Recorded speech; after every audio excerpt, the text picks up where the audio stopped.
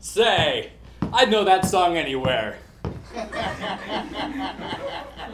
That's 76 trombones, the immortal anthem to marching band music from the 1957 Broadway smash, The Music Man. The Music Man ran for 1,375 performances. It won 5 Tony Awards, including Best Musical. I love The Music Man. It's one of my favorite shows. Starting when I was a little kid, I watched it over and over again. The 1962 film version starring the original Broadway star Robert Preston. I didn't want to watch Grease or The Sound of Music or Annie like my older sister. I loved The Music Man. Raise your hand if your high school did The Music Man while you were there or before or after. Anybody? A few people? All right. Anybody who's seen The Music Man? Seen the performance at community theater, church basement? Right, yeah. Happens. When I was 15 years old, I played the title role of Harold Hill, the traveling flim-flam salesman. Look where it got me. It wasn't until pretty recently that I started to wonder, what is the origin story of this musical? Where did it come from? It turns out that in every way the answer is Meredith Willson. Now there's a lot of misinformation going around about Meredith Willson. It's hard to tell what's true from what's false. The question I get asked the most often is, yes, he was a man, his name was Meredith, and Willson is spelled with 2 L's. But Meredith Willson did a lot of other stuff. Stuff that most people don't even know about. Some of it's stuff that only I know about. Did you know that in addition to writing the book, music, and lyrics for one of the most famous entries in the canon of American musical theater, he also wrote a song for children's physical fitness that's still played in public schools to this day?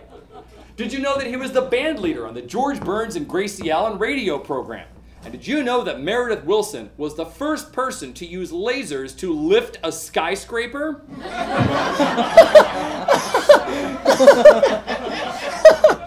Well, I learned all this and more when I read some of his books, and I say some of because Willson wrote 4 memoirs. The first one is called And There I Stood with My Piccolo. It's recollections of his life as a young man in John Philip Sousa's marching band.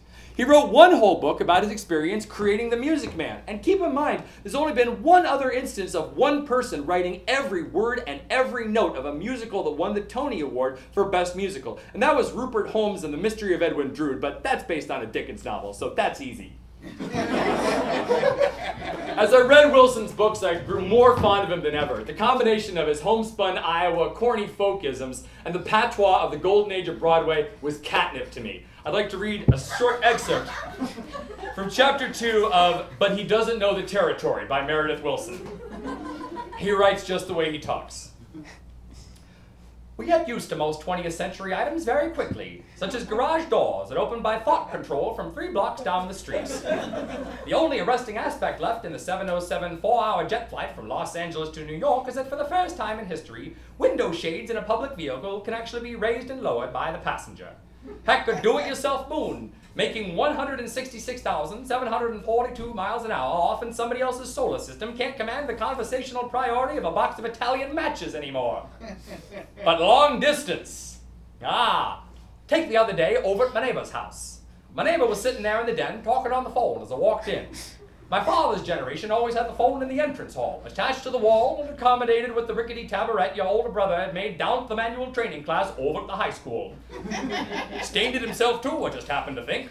Well, there was my neighbor sitting in his den involved in this phone conversation, so he waved me into the living room, and that is where I was standing, admiring the view with my back to the door, when in come my neighbor's 10 by 4-inch Chihuahua. A fiend from hell, if ever there was one. And believe me, there was one, and this dog is it, and he hates me and everybody like me with a malevolence that materialized right then and there with my back turned, in the form of a completely unprovoked attempted homicide. An attack, the relative speed and fury of which you can only compute by meteorizing the nozzle of an acetylene blowtorch. Laceration and shreds, those are the only words that occur to me now. Well maimed, bushwhacked and lacerated to shreds, my calves, my pants, and my dignity. People in the past may conceivably have been in more pain, possibly even more humiliated, though I yield the point only in the interest of minimizing the fissure I've already opened in this narrative. But never has anybody been more outraged. bleeding my good blood all over my neighbor's white wall-to-wall carpet, a consolation I was not able to take advantage of at the time, and terrified by the snarling of this vixer, a word I just made up out of viper and vixen.